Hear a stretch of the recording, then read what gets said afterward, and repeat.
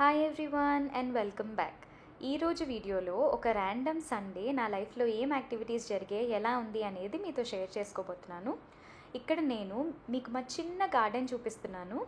Rose plants ఉన్నాయి, తులసి మొక్క ఉంది, మందారం మొక్క ఉంది, ఎల్లో రెడ్ రెండు ఉన్నాయి, కాడమల్లె మొక్క ఉంది.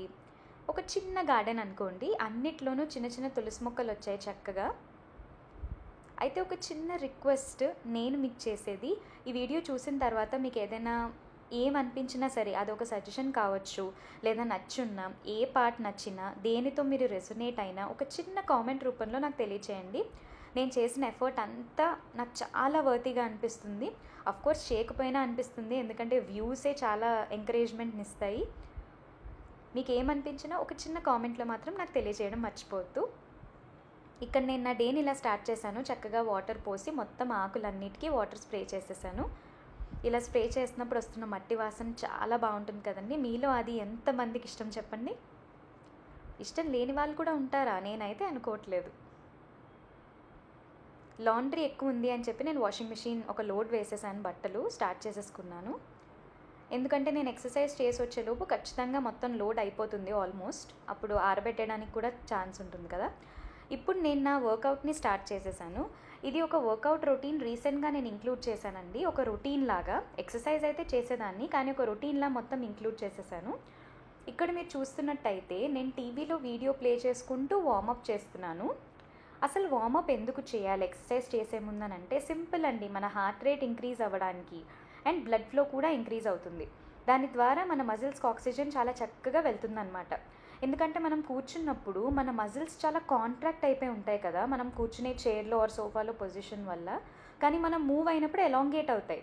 కానీ ఈ చేంజ్ అనేది చాలా తొందరగా జరిగిపోతే ఇంజురీ రిస్క్ అనేది ఉంటుంది. అది మనకు అస్సలు వద్దు. కాబట్టి వార్మప్ ద్వారా స్లోగా హార్ట్ రేట్ ఇంక్రీజ్ చేసుకుని వర్కౌట్లోకి వెళ్ళిపోతాం. వర్కౌట్ అనేది నేను స్టార్ట్ చేసేసాను. ఏ యూట్యూబ్ వీడియోస్ చూస్తూ చేస్తున్నాను అనేది ఒక చిన్న షార్ట్ కానీ వీడియో కానీ చేస్తూ ఉంటాను. ఇక్కడైతే నేను వాక్ ఎట్ హోమ్ ఎక్సర్సైజ్ని మీకు 2x స్పీడ్లో చూపిస్తున్నాను.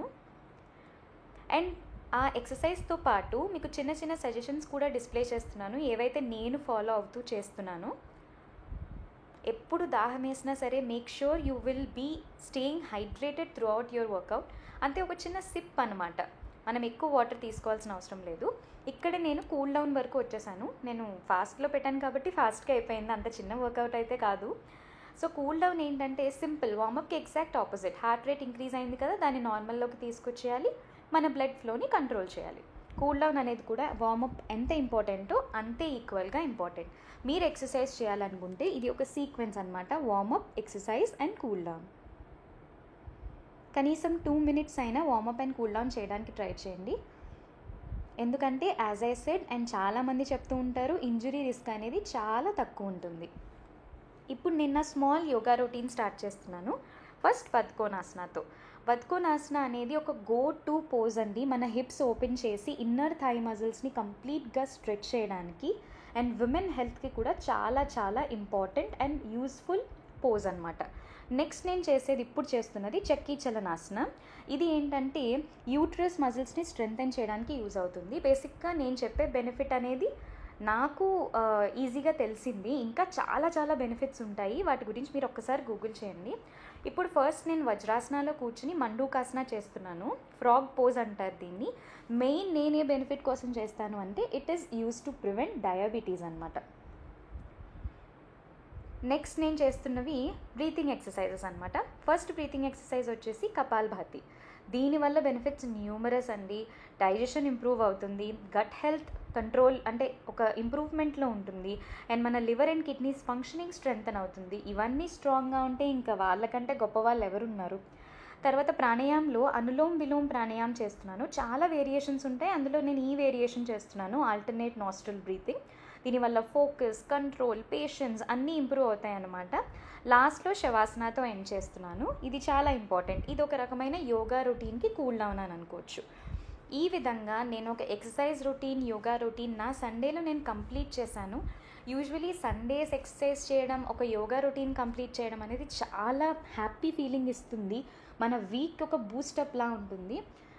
నా మ్యాట్ని నేను మళ్ళీ దాని ప్లేస్లో దాన్ని పెట్టేశాను అనమాట. ఇప్పుడు నెక్స్ట్ ఏం టాస్క్స్ చేశాననేది చూద్దాం.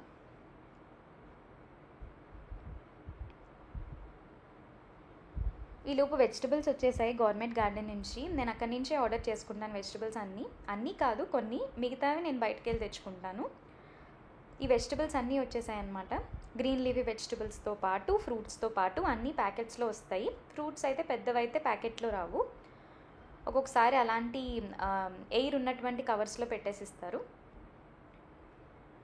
ఇవన్నీ చక్కగా నేను ఓపెన్ చేసేసుకొని కట్ చేసుకొని నీట్గా దేనికి దానికి ఆ కాటన్ బ్యాగ్స్లో ప్లేస్ చేసుకుంటున్నాను.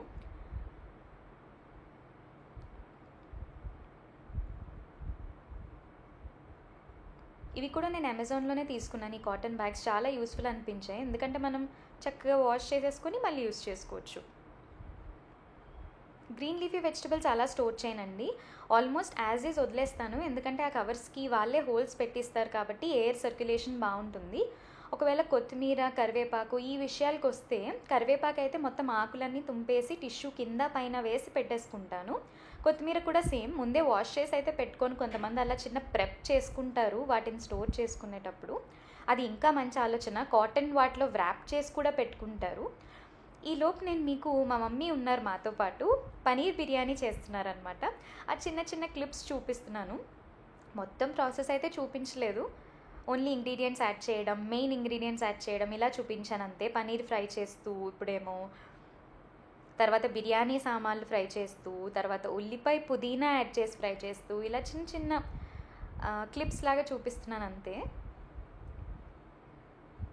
మా మమ్మీ ఉన్నారు కాబట్టి యాక్చువల్లీ నేను మిగతా పనుల మీద కొంచెం ఎక్కువ ధ్యాస పెట్టడం వీలైంది, ఎందుకంటే తను కుకింగ్ చూసుకున్నారు, నేను నాకు ఏమైనా క్లీనింగ్ పనులు కావాలనంటే చేసుకున్నాను.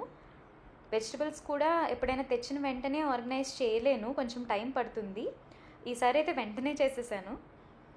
ఇప్పుడు బిర్యానీ రెడీ అవ్వడానికి పెట్టేశారు అండ్ నేను కూడా సర్దడం మొత్తం అయిపోయింది. ఫ్రూట్స్ అయితే నా దగ్గర ఒక 3 టైర్ దీని ఏమంటారు, ఒక షెల్ఫ్ అనుకోండి, అలా 3 టైర్ది ఉంది ఓపెన్ అనమాట. అందులో నేను ఒక దాంట్లో ఫ్రూట్స్ పెట్టేశాను, ఒక దాంట్లో ఉల్లిపాయ, వెల్లుల్లిపాయ, అల్లం పెట్టేశాను, కిందేమో బీట్రూట్ అండ్ పొటాటోస్. ఈలోపు ఫ్రిడ్జ్ పరిస్థితి చూస్తే చాలా అన్క్లీన్గా అనిపించింది. ఇడ్లీ పిండి, దోశ పిండి పెట్టినప్పుడు మొత్తం అదంతా స్పిల్ అయిపోయి, వెజిటబుల్ బాస్కెట్ కూడా కొంచెం దుమ్ముగా ఉంది. దుమ్ముగా అంటే ఏముందండి, వెజిటబుల్స్ పెట్టేటప్పుడు పడుతూ ఉంటాయి కదా, అలా ఉంది. అందుకే సరే ఇప్పుడు దీన్ని క్లీన్ చేద్దామని అనుకున్నాను. ఫ్రీజర్లో అయితే ఏముండవండి, ఆల్మోస్ట్ అయితే ఒక ఐస్ క్రీమ్ ఉంటుంది, లేదంటే ఐస్ క్యూబ్స్ ఉంటాయి. కాబట్టి ముందు మొత్తం అంతా ఎంటీ చేసేసాను, అన్నీ తీసి బయట పెట్టేసి. ఇప్పుడు క్లీనింగ్ స్టార్ట్ చేస్తాను. నా దగ్గర ఏదైతే కిచెన్ క్లీనింగ్ స్ప్రే ఉందో, అంటే అది సర్ఫేస్ క్లీనర్, అది స్ప్రే చేసేసుకొని క్లీన్ చేసేస్తాను స్పాంజ్ ప్యాడ్తో. ఫస్ట్ నేను అసలు ఏం స్ప్రే చేయలేదు, జస్ట్ ఓన్లీ అది తడి చేసుకుని మొత్తం క్లీన్ చేశాను అంతే. ఏదైనా చిన్న జిడ్డు ఉంటే పోవడానికి అది స్ప్రే చేస్తాను, కానీ ఇనీషియల్గా దీంతో క్లీన్ చేసేస్తున్నా.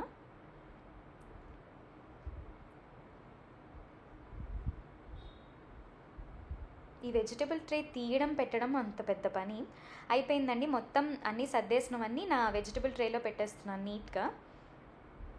అఫ్ కోర్స్ మనకు తెలుసు కదా, టొమాటోస్ అన్నిటికంటే పైన వస్తాయి. ఈ వెజిటబుల్ ట్రే లోపల పెట్టేసి అన్నీ నీట్గా సర్దేసి మీకు చూపిస్తున్నాను. ఇలా ఫ్రిడ్జ్ క్లీన్ చేసి నీట్గా, చెప్పాను కదా కింద ఒక టిష్యూ పైన ఒక టిష్యూ వేసి పెడతానని.